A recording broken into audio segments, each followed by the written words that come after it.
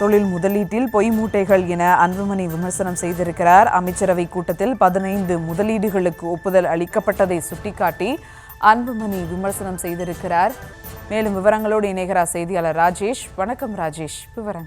வணக்கம். 2023 ஹுண்டாய் ஒப்பந்தம் இப்போதுதான் அமைச்சரவை ஒப்புதல் கொடுத்திருக்கிறது என்று திமுக அரசினுடைய தொழில் முதலீடுகள் பொய் மூட்டைகள் என்று பாமக தலைவர் அன்புமணி ராமதாஸ் அறிக்கை ஒன்றை வெளியிட்டிருக்கிறார். தமிழ்நாட்டில் 34,237 கோடி மதிப்பிலான 15 புதிய தொழில் முதலீட்டு திட்டங்களுக்கு அமைச்சரவை கூட்டத்தில் ஒப்புதல் அளிக்கப்பட்டுள்ளது. தமிழ்நாடு அரசு செய்து கொண்ட 12 லட்சம் கோடி மதிப்பிலான 1176 தொழில் முதலீட்டு ஒப்பந்தங்களில் 80% கூடுதலான முதலீடுகள் செயல்பாட்டுக்கு வந்துவிட்டதாக ஆட்சியாளர்கள் கூறி வந்த நிலையில் அவை அனைத்தும் பொய் என்பதை நிரூபிப்பதற்கு அமைச்சரவை கூட்டத்தில் ஒப்புதல் அளிக்கப்பட்ட தொழில் முதலீட்டு திட்டங்கள் தான் மிக சிறந்த சான்றுகள் என்று அன்புமணி குறிப்பிட்டிருக்கிறார். முதலமைச்சர் மு.க.ஸ்டாலின் தலைமையிலே நேற்று அமைச்சரவை கூட்டம் நடைபெற்றது. இதில் பல்வேறு புதிய தொழில் முதலீடுகளுக்கான ஒப்பந்தங்களுக்கு கையொப்பமிடப்பட்டு ஒப்புதல் கொடுக்கப்பட்டது.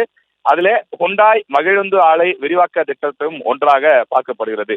ஹுண்டாய் மகிழுந்து ஆலை விரிவாக்கம் தொடர்பாக அந்த நிறுவனம் தமிழக அரசுடன் 2 புரிந்துணர்வு ஒப்பந்தங்களில் கையெழுத்திட்டிருக்கிறது. அவற்றில் ரூபாய் 20,000 கோடி மதிப்பிலான முதலாவது புரிந்துணர்வு ஒப்பந்தம் 2023 ஆண்டே சென்னையில் நடைபெற்ற நிகழ்ச்சியில் முதலமைச்சர் முன்னிலையில் கையொப்பமானது.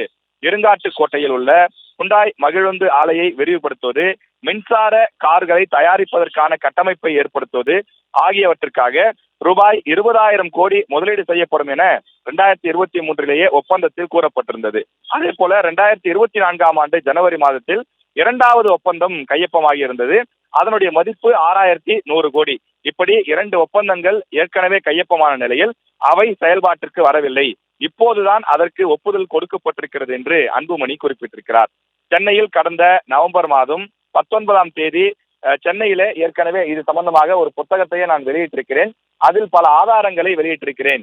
குறிப்பாக 80% கூடுதலான முதலீடுகள் செயல்பாட்டிற்கு வரவே இல்லை என்பதுதான் பாமகவினுடைய குற்றச்சாட்டு என்று அன்புமணி குறிப்பிட்டிருக்கிறார். அதற்கான ஆதாரம் தான் நேற்று அமைச்சர் டி.ஆர்.பி. ராஜா அவர்கள் தெரிவித்திருக்கக்கூடிய அந்த கருத்துக்கள் என்றும் அவர் குறிப்பிட்டிருக்கிறார்.